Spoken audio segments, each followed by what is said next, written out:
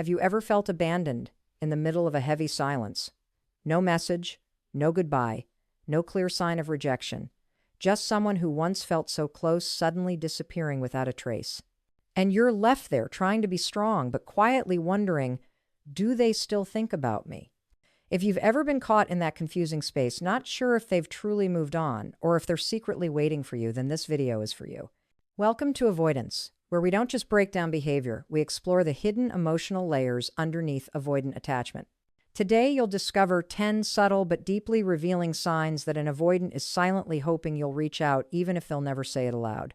From harmless-looking actions to the fake calm exterior, and even those moments they silently re-enter your world, every detail is an emotional signal they don't know how to name. But this video isn't just about decoding someone else, it's about helping you become more emotionally grounded, to know whether or not you should reach out, and if you do, from what place, love or anxiety. If you're on a healing journey, looking to set boundaries without losing connection, stay with me until the very end.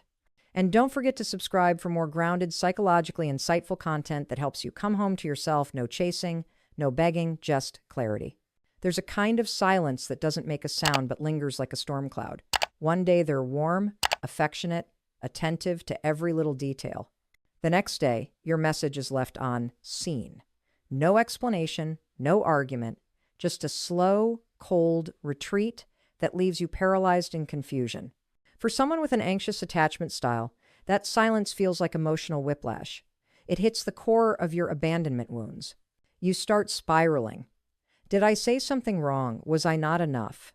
Did they even care in the first place? But here's what you need to know, and I need you to really hear this. An avoidant silence is not always a goodbye.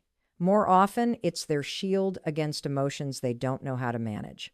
Avoidantly attached people struggle with emotional intensity, both their own and others. They can love you, care deeply for you, and still disappear. Because for them, closeness doesn't feel safe. It feels like a threat of being invaded, expected to perform, or becoming emotionally dependent. Silence becomes their way of regaining control. Not because you're wrong, but because in their inner world, too much emotion equals danger. Here's the paradox. The more they care, the more likely they are to retreat. Why? Because when feelings become too real, too intimate, too capable of hurting them, their defense system activates. And for many avoidants, that system is silence. Imagine a child who learned early on that emotional needs would be unmet. They taught themselves to survive by not needing anyone. So when someone walks in and makes them feel like they need that person, they panic. They retreat. But that doesn't mean they've forgotten you. In fact, their silence may be the space where they obsess over you without knowing how to face it. They don't block you. They don't erase memories. They stay silently present behind a mask of calm, while you feel abandoned, unaware they're also fighting their own emotional storm. And this is the moment for you to wake up. Don't let their silence define your worth. It's not saying you're not enough.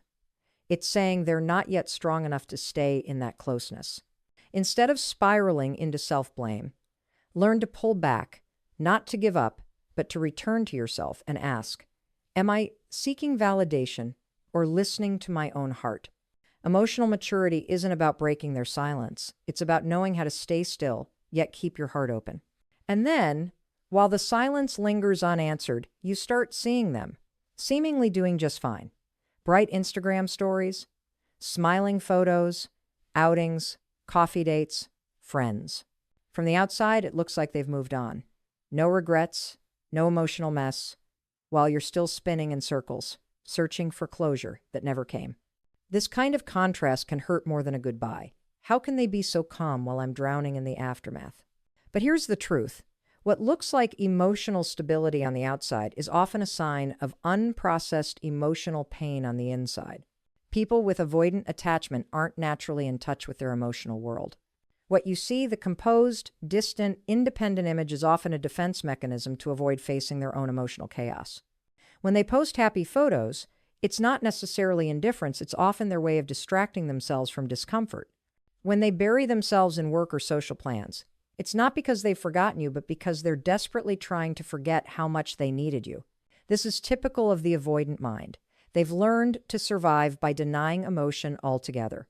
They're not acting. They've convinced themselves they're okay, because if they admit they're hurting, they'd have to face parts of themselves they never learned how to hold. And sadly, modern culture rewards this facade. A pretty picture, a stoic quote, an "I'm fine" energy. It reinforces their inner narrative. Silence and self-reliance equals strength. But inside, there are still empty hours they don't tell anyone about. They may be in a crowded room, but mentally disconnected. They may be working nonstop just to avoid the moment night falls and the ache returns, unspoken.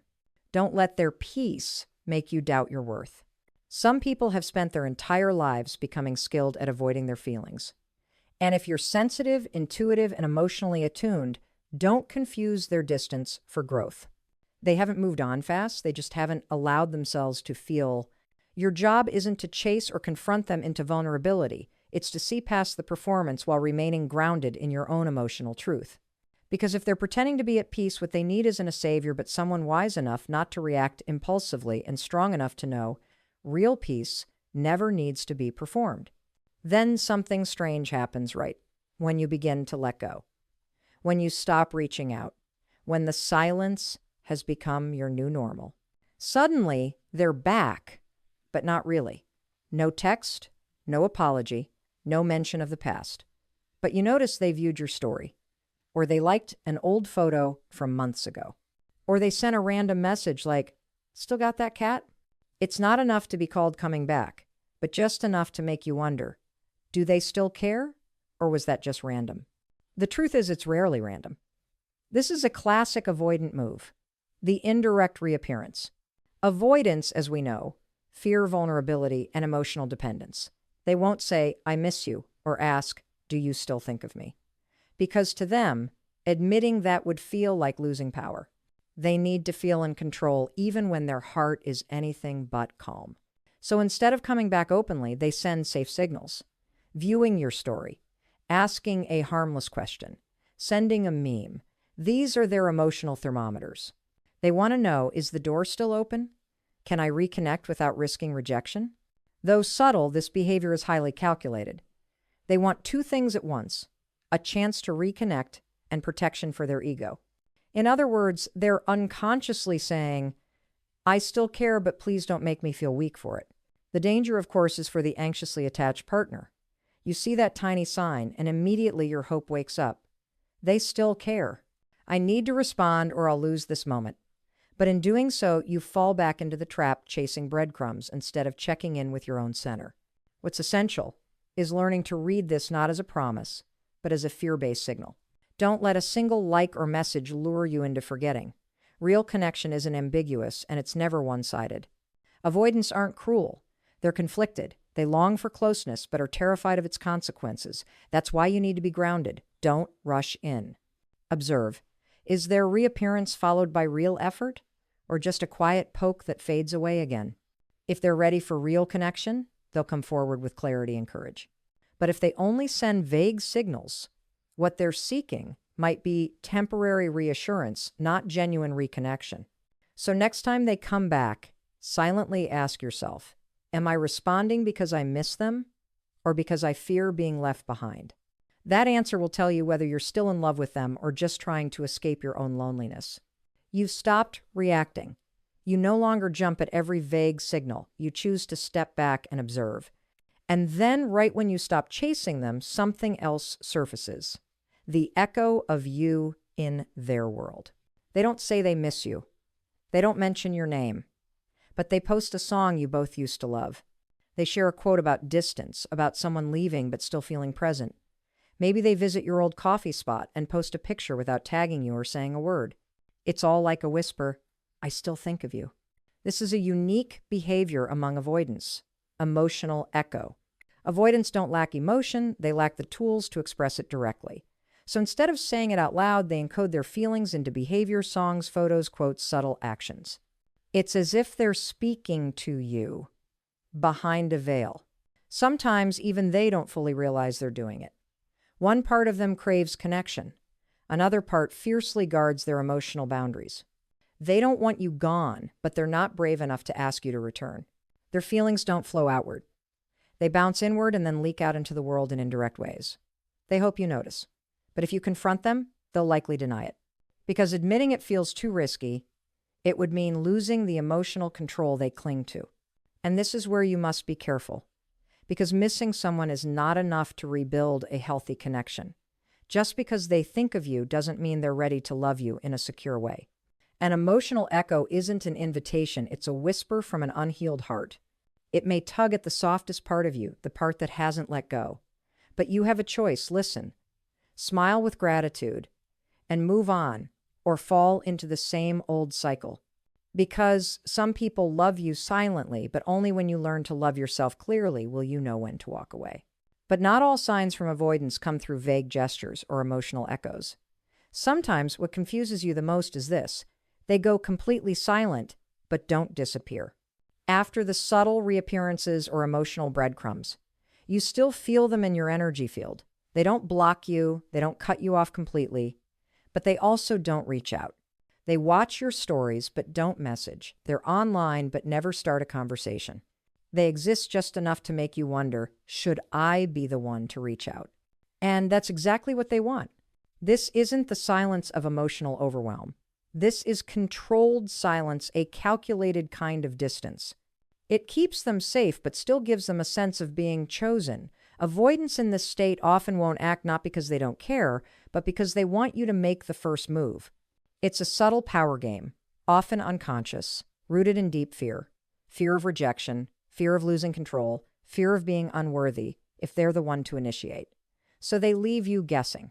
You can feel the tension in that space, like someone watching you from behind a half-closed door. Not inviting you in, not locking you out.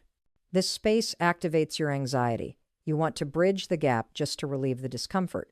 But the moment you respond, they feel safe and you fall into passivity.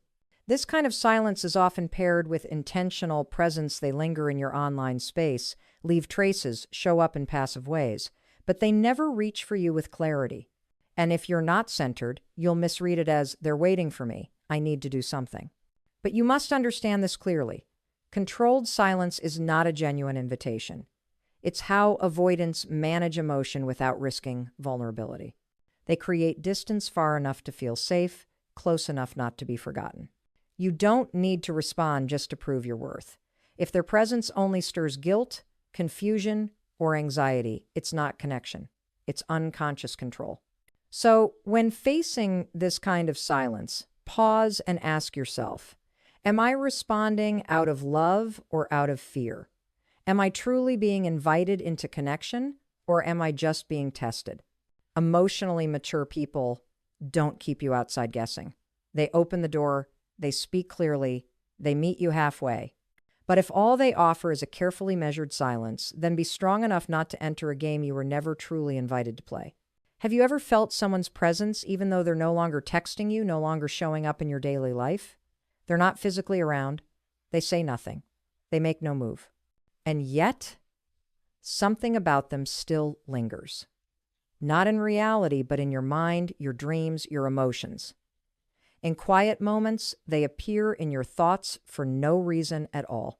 That's the presence in absence, a kind of invisible interaction, where the connection continues to hum beneath the surface, even though no one says a word. Earlier, we explored controlled silence when avoidants pull away but stay close enough for you to feel them. But this goes even deeper. Even when they're not trying to be seen, you still feel them. This often happens after emotionally intense bonds, especially with avoidant partners, people who don't say much but leave a lot unsaid. And ironically, it's the unfinished pieces that hold you. Because when there's no closure, the mind keeps searching for meaning. Avoidants may not speak, but they leave emotional aftershocks. They don't share much, but they form energetic bonds that reason can't explain, yet the heart can still feel. You can't move on not because you're weak, but because the connection never truly closed. And the truth is, they often feel it too. They also lie awake at night, remembering small moments. They feel something's still there, but instead of facing it, they go quiet. Because to them, staying connected through energy from a distance, from memory, is safer than risking closeness. This kind of lingering presence is often what makes moving on so hard. Not because you still have hope, but because you were never given a clear ending. And so you walk forward, but keep looking back. You live but feel someone else still sharing your emotional space. And here, the most important question isn't, do they still miss you? It's, can you live fully without needing that answer anymore? This invisible presence may not be a sign of unfinished love. Sometimes it's just the residue of an unspoken bond, one that may never be explained. What you need isn't their return, but the strength to accept that some things don't end clearly, but can still end peacefully. When you're grounded enough not to chase emotional energy, when you're quiet enough to distinguish between feeling and reality, you'll finally see. You no longer need to fill their absence, because the only presence that truly matters is you, showing up fully for yourself. Just when you start to feel okay again, just as their invisible presence begins to fade, you receive something unexpected. But this time, it's not a breadcrumb. It's not a casual message. They open up. They share something real, a painful memory, a hidden part of themselves you've never seen. And in that moment, you feel deeply moved. You think, finally, they trust me. Finally, they're letting me in. And then just as suddenly, they disappear again. No explanation, no follow-up, no reply to your messages.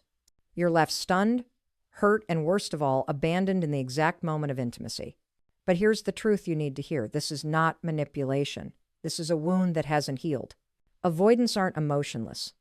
Quite the opposite. They feel deeply. But because of that depth, they're terrified of their own emotions. When they suddenly open up, it's not a tactic. It's a rare moment when their inner defenses momentarily crack. Maybe it's built up longing.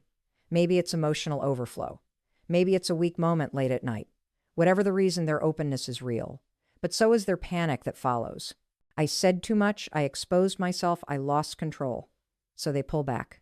Not because they don't trust you, but because they don't yet know how to stay after they've let someone in. They've lived so long in self-protection that intimacy feels dangerous. This is what leaves anxiously attached partners confused. How can they connect so deeply then disappear like nothing happened? You may feel deceived, but you weren't. You touched something real in them. The problem is they're not ready to stay with that truth. And here's what you must remember. The emotion they shared was real, but it wasn't a promise. It was the signal of an inner war between the desire for closeness and the fear of losing control. If you respond with chasing, questioning, or demanding clarity, they'll shrink further. But if you can see the wound behind the retreat, you won't need to react. You'll understand without abandoning yourself. So if they ever return, open up, then vanish. Don't call it a game. Call it what it is. A momentary breakdown in their emotional armor. A second where their heart reached out but wasn't ready to stay open. You don't need to hold them there. You only need to ask yourself, can I receive this moment without needing it to become more? Can I honor what was real without turning it into hope? Because love isn't always about staying. Sometimes love is knowing they're not ready and you can't force open a door that's not healed enough to stay open. And then, after those sudden moments of vulnerability followed by disappearance, they go silent again as if nothing ever happened, but something still feels different. They don't say a word, yet you notice small shifts. They stop going to the cafe you used to visit together. They no longer check in at your old spots. They delete a shared playlist, unfollow a quote page that once seemed to speak your shared language. No one announces it. But if you're observant, you'll see the avoidant is trying to suppress something they don't know how to process. Despite their distant exterior, avoidant people are deeply emotionally sensitive. They just express it differently. When they can't regulate feelings of longing, sadness, or emotional overwhelm, they don't face them head on. Instead, they alter their external world to soothe their internal chaos. These subtle habit changes aren't random. They're unconscious responses to emotional overload. They don't want reminders. They don't want to feel what's rising inside. So they change their scenery, erase traces, tweak routines, as if rewriting themselves to forget. But here's the paradox. The more they try to erase, the more they confirm the emotion was real. We only avoid what has power over us. These small shifts, a different route, a new cafe, a new playlist, are silent emotional maps. And if you're sensitive enough, you'll see they're still struggling just quietly. You don't have to decode every sign to find a reason to hold on. But recognizing this helps you stop blaming yourself. Sometimes, when someone no longer shows up in familiar places, it's not because you meant nothing. it's because you meant so much they still don't know how to face it. When they're no longer showing up in old places, when they've adjusted habits to cope with missing you, you might believe they've truly let go. But then, one day, you come across something they posted on social media. It doesn't mention you. It doesn't mention your relationship. But the message feels like something only the two of you would understand. A quote about loss. A song that played during your last meeting. A vague caption about loyalty, or how the ones who leave last are the ones who love the most. You pause, and your heart whispers, they're talking to me. And yes, they are, just not directly. This is coded communication, a signature behavior of avoidance they're afraid to admit, afraid of rejection, afraid of losing control. But they still want you to understand. They still want to connect only through a safer language. When they share something that feels coincidental, don't immediately doubt your instincts. Avoidants often use social media as a buffer, a space where they can express without having to face direct consequences. It gives them the illusion of being seen without the emotional risk of being vulnerable face to face. And if you maintain your distance, if you stay grounded and move on quietly, something else may start to happen. They begin mirroring you. This brings us to the final sign, mirroring behavior. If you post something calm or thoughtful, they might post in the same tone. If you radiate confidence, they might match your energy. If you pull back, they may start to retreat as well. This is not random. When avoidants aren't ready to speak, they choose to match your rhythm as a way of staying emotionally aligned without facing the vulnerability of words. Mirroring is a form of silent communication. It's a way of keeping the connection just warm enough, not too cold to lose you, not too close to trigger panic. They're not doing this to manipulate. They're doing it because it's the only emotional language they feel safe using. And you, if aware, can recognize the feelings are still there, just translated into a different form. But more importantly, you don't have to respond to everything. Because love isn't always about understanding and reacting. Sometimes, love is about knowing when to pause, when to step back, and when to not reply, so the other person can finally learn to take steps toward you, not away. After everything we've explored, the calculated silences, the subtle reappearances, the emotional echoes, and the sudden moments of vulnerability, it's clear. Avoidants do feel. They think of you, they stay connected, but they love in unclear ways. And it's the lack of clarity that exhausts you. If you found yourself decoding every post, every gesture, every lyric, they're not giving love, they're giving signals. And what you may be seeking is no longer love, but validation. But from a place of healing, you deserve more than clues. You deserve clarity, consistency, and a relationship where you don't have to sacrifice self-respect to feel safe. Avoidants aren't bad. They're people who are still learning how to handle emotions they were never taught to hold. But you are not responsible for waiting while they learn or healing them through your patience.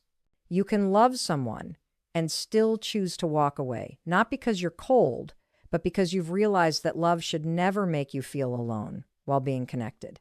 If you're asking yourself, should I reach out? Start with the deeper question.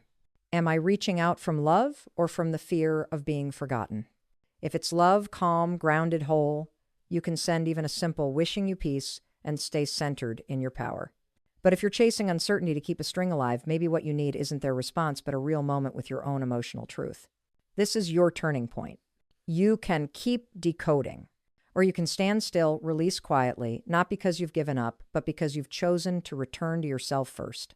Because the person who's truly for you will never keep you in a state of half waiting, half hoping, and half letting go.